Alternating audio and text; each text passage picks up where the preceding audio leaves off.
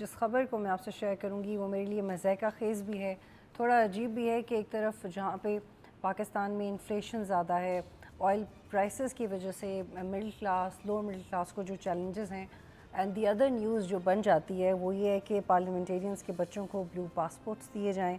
और KP assembly में जो बिल मंजूर हुआ उसका कंटेंट भी आप देखेंगे तो परेशान हो जाएंगे कि ये किस मुल्क से उन लोगों का ताल्लुक़ है जो ये सारे आइडियाज़ दे रहे हैं।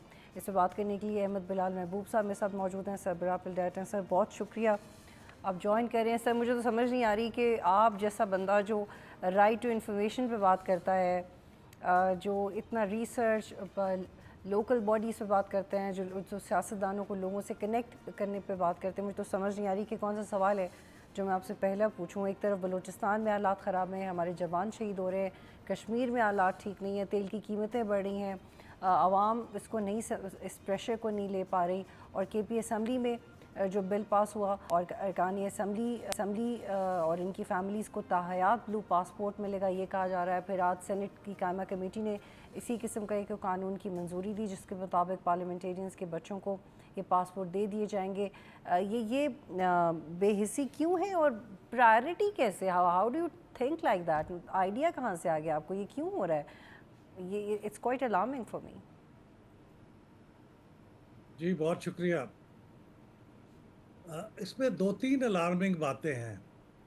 पहली अलार्मिंग बात तो ये है कि ये बिल पास हुआ अप्रैल में और फिर इसे छुपा लिया गया और इसको पब्लिक नहीं होने दिया गया। अब ये इत्तेफाक से पब्लिक हुआ है और उसके गवर्नर साहब ने उसकी मंजूरी भी दे दी उस ज़माने में, फिर भी ये पब्लिक नहीं हुआ। अमूमन जो बिल पास होता है वो असम्बली की वेबसाइट के ऊपर आ जाता है तो लोगों को उसका कंटेंट पता चल जाता है, ये नहीं हुआ।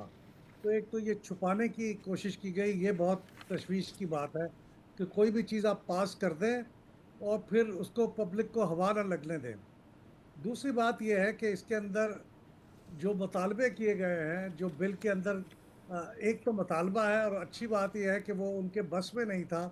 ये पासपोर्ट का जो उन्होंने बिल में लिखा है, ये करना तो मरकजी हुकूमत ने है, फेडरल गवर्नमेंट ने, और फेडरल गवर्नमेंट के पास ये रिकमेंडेशन के तौर पे जाएगा।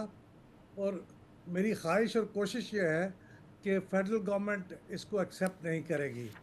लेकिन अगर इसको एक तरफ भी रख दिया जाए तो दूसरी जो बातें उन सब ने कही हैं, जो दूसरी फैसिलिटीज उन्होंने उसके अंदर जो सूबाई हुकूमत के अपने इख्तियार में है वो कर ली हैं, वो भी बहुत ज़्यादा एक्सेसिव है। रेस्ट हाउसेस में ठहरना, उनके बच्चों का ठहरना, उनकी सेहत के बारे में, और फिर इसमें अक्सर बातें ताहयात हैं, बिल्कुल आपने सही बिल्कुल कहा। अहमद साहब, ये देखिए इट्स क्वाइट एंटरटेनिंग। इसमें लिखा हुआ है कि जो शरीक हयात साहिबा या साहब होंगे किसी के भी, उनको ये सहूलत ताहयात रखने की गुंजाइश भी रखी गई है। क्यों? क्यों? जी इसलिए कि एक दौड़ लगी हुई है अपने सहूलतों में इजाफे के लिए, और अपने प्रिविलेजेस को बढ़ाने के लिए। दूसरी असम्बलियों में भी कुछ इस तरह की चीज़ें हुई हैं, इन्होंने कहा कुछ और बढ़ा के इसको किया जाना चाहिए। अब देखिए, क्लब्स की मेंबरशिप भी प्रिविलेजेस में दाखिल है। जो नेशनल असम्बली और सेनेट के मेंबर्स हैं उनके लिए ये इस्लामाबाद क्लब की मेंबरशिप का दरवाज़ा खुला है। वो चाहें तो वह मेंबरशिप फौरन मिल जाती है। दूसरे लोगों को 10-10 साल इंतज़ार करना पड़ता है और बड़ी लंबे पैसे देने पड़ते हैं। नहीं नहीं, तो और ये सर एक अक्सर प्रिविलेज पैसे की दे के दौड़ भी है। आपकी बारी नहीं आती, पैसे दे के भी जी आपकी जी बारी नहीं बिल्कुल। आती। जी 10 साल इंतज़ार करना पड़ता है, बाज़ केसेस में उससे भी ज़्यादा करना पड़ता है। तो ये दुरुस्त है, ये बड़ी एक अफसोसनाक स्टेट ऑफ माइंड है।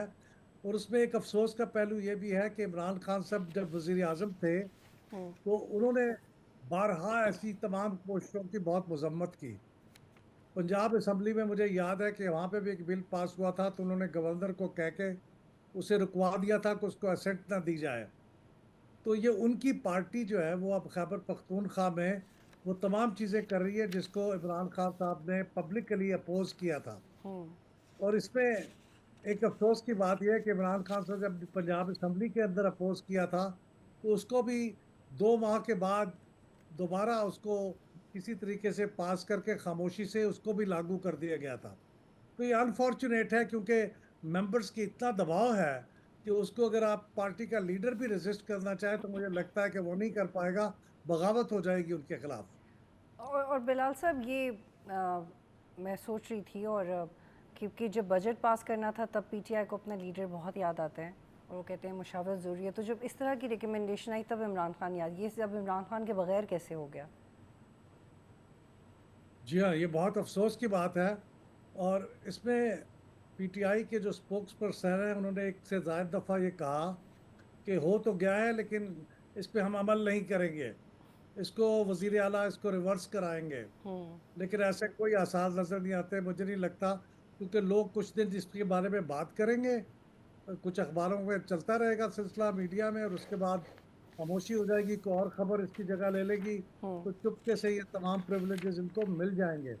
मैं सैलरी की हद तक तो इनसे इत्तेफाक करता हूँ, क्योंकि ये अब फुल टाइम जॉब है, और ये अज्यूम नहीं करना चाहिए कि तमाम मेंबर्स जो इलेक्ट होके आते हैं वो इतने अमीर होते हैं कि उन्हें सैलरी की ज़रूरत नहीं होती। तो उन्हें मार्केट की सैलरी तो दी जानी चाहिए, लेकिन जो बाकी प्रिविलेजेस हैं जिनका अभी आपने जिक्र किया है, तो कुछ के बारे में मैंने तबसरा किया है, ये बिल्कुल नाजायज़ है, ये नहीं होने चाहिए। और ये एक शर्मनाक है, अवाम का दबाव इतना होना चाहिए कि पार्टी और चीफ मिनिस्टर साहब इसे वाकई इसमें तरमीम करके इसमें से बहुत सी चीज़ें जो नाजायज़ हैं उनको रोके, और वफाकी हुकूमत इसको पासपोर्ट जो ब्लू पासपोर्ट है वो उन मेंबर्स को और उनके फैमिली को ताहयात देना बिल्कुल कबूल ना करें।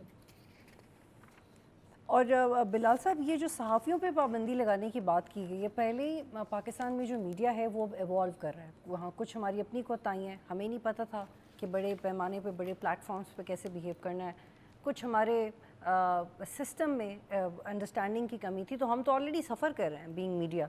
उसमें इन्होंने ये तजवीज़ किया है कि जी सहाफ़ियों और मीडिया के हवाले से कानून में मुतअद्दिद शिकें शामिल करें, और स्पीकर साहब जिसको चाहेंगे वो रिपोर्टिंग कर सकेगा, जिसको मना करेंगे फिर वो अगर कवरेज के लिए गया तो उसकी रिपोर्टिंग जुर्म तस्वर हो सकती है। This is funny, this is silly, who ridiculous. Thinks like that? This is quite amazing. और इसके ऊपर मीम्स बननी चाहिए, जिन लोगों को मीम्स बनाने का शौक़ है और so this can be quite creative. तो ये बिलाल साहब मुझे तो अजीब लग रहा है, this is the first time that I am not able to put up a question that what exactly is going on. ये सहाफ़ियों वाले नुक्ते पे आप क्या कहेंगे?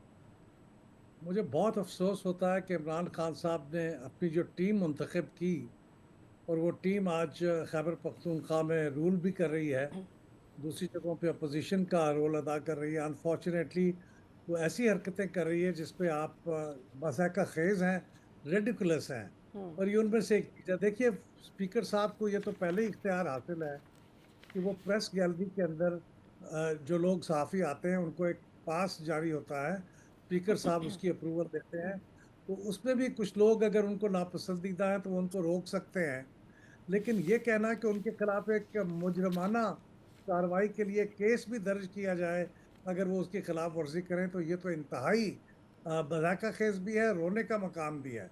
मैं समझता हूँ कि ये पीटीआई ने मुझे नहीं पता कि अवाम के अंदर उनकी मकबूलियत पे इस पर क्या असर पड़ेगा, क्योंकि अवाम बाज़ जिसके साथ एक बार उनकी मोहब्बत हो जाती है वो कि ऐसी चीज़ों के साथ बाज़ का फ़र्क नहीं पड़ता। लेकिन मेरे ख्याल में जो सोचते समझने वाले लोग हैं उनको तो बहुत ही अफसोस हो रहा होगा, और वो समझते होंगे कि ये पीटीआई किस किस्म की गवर्नेंस करने की कोशिश कर रही है। और मुझे डर ये है कि कल को और भी कोई इस तरह का कानून पास हो जाए, और उसमें भी 2-3 महीने पता ही ना चले कि वो कानून पास हुआ है। बिल्कुल। और अहमद साहब इस हवाले से क्या कानूनी कार्रवाई हो सकती है, क्योंकि इसके ऊपर ठीक है आपने जो तजावीज़ दी पहले तो उनमें वज़न ही नहीं है, वो अजीब व गरीब हैं और कानून से उनका कोई ताल्लुक़ नहीं है, इंसानियत से उनका कोई ताल्लुक़ नहीं है। ऐसे बिल्स आवाम की फ़लाह के लिए कितने आए हैं, आपको सियासतदानों के बच्चे, उनको बीवी, उनके शौहरों की फ़िक्र है, उनको ताहयात आपको लग्जरीज़ देनी है, और यहाँ पे आवाम की बेसिक्स नेसेसिटीज़ नहीं हो रही।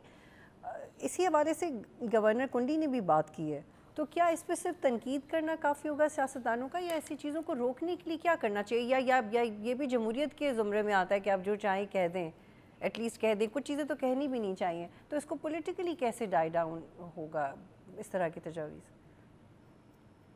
मुझे मालूम नहीं है कि क्या गवर्नर साहब ने इस बिल को साइन करने से पहले वापस भेजा था असेंबली के अंदर कि उसको रिकंसीडर करें, क्योंकि एक बार वो ऐसा कर सकते हैं। कम से कम उसमें रजिस्टर हो जाता कि गवर्नर साहब ने इसके बारे में एक मनफी राय का इजहार किया है। मुझे नहीं मालूम, लेकिन बहरहाल अब उन्होंने साइन तो कर दिए हैं। अब ये कानून तो बन गया है। अब इसको रिवर्स करने के दो ही पॉसिबल तरीके हैं।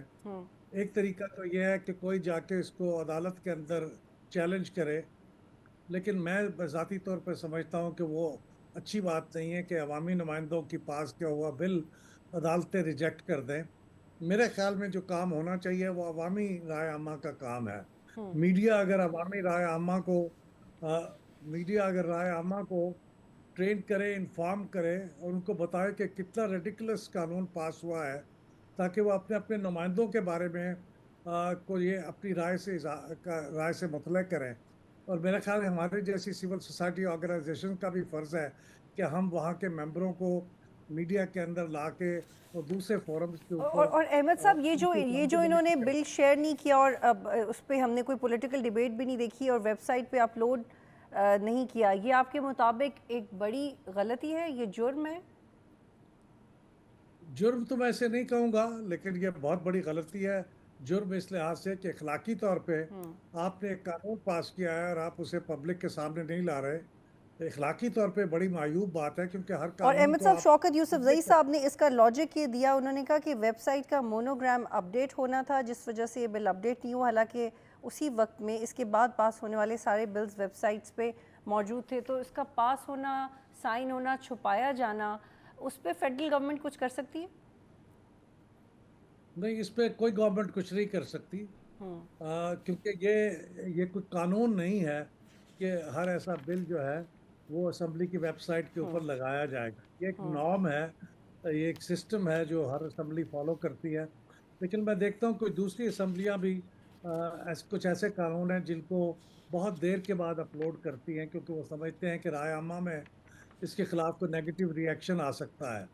तो ये एक नॉर्म बन गया है। मेरे ख्याल में इसका हल यही है कि पब्लिक लेवल पे इसके खिलाफ प्रोटेस्ट हो और इनको तनकीद का निशाना बनाया जाए, ताकि इनको कुछ एहसास हो कि इन्होंने गलती की है और ये गलती ठीक है दोबारा बिलाल ना साहब, करें। एक और और इस सवाल बात ये की कि भी पीटीआई जरूरत है। के एक रुकन ने उनके बेटे ने ब्लू पासपोर्ट के लिए जब अप्लाई किया, असाइलम के लिए भी किया और लोगों ने भी किया होगा, बट ये रीसेंट एक खबर है, तो क्या इसका नेगेटिव इस्तेमाल भी हो सकता है, इस पर रैंकिंग का भी असर हो सकता है? और आप असाइलम क्यों अप्लाई करते हैं? आपके पास कोई सॉलिड रीज़न होना चाहिए। Why would you go for that? Randomly तो कोई भी आपको असाइलम ना देता है ना आप मांगते हैं, तो आप देख रहे हैं कि इसका गलत इस्तेमाल हो सकता है? बिल्कुल, बहुत गलत इस्तेमाल हो सकता है। देखिए ना कि एक ब्लू पासपोर्ट के साथ आपको कुछ प्रिविलेजेस होते हैं, आपको कुछ मुल्क वीज़ा ग्रांट करने में नरमी का सलूक करते हैं। दूसरे मुल्कों में आप जाते हैं तो वहाँ की जो अथॉरिटीज़ हैं वो भी आपको एक प्रिविलेज आपके साथ सलूक करती हैं। तो आप उसका फ़ायदा उठा के आप कुछ ऐसे इखलाकी जराइम कर सकते हैं, कुछ वाकई ऐसे जराइम कर सकते हैं। और इस तरह की चीज़, जैसे आप एक ब्लू ब्लू पासपोर्ट से सफ़र करें आसानी से और जाके असाइलम के लिए अप्लाई कर दें, तो ये मुल्क की भी कितनी बदनामी होगी। एक सरकारी पासपोर्ट पे आया हुआ शख्स बहुत यहाँ शुक्रिया आके अहमद, प्रोग्राम में ज्वाइन कर रहे थे।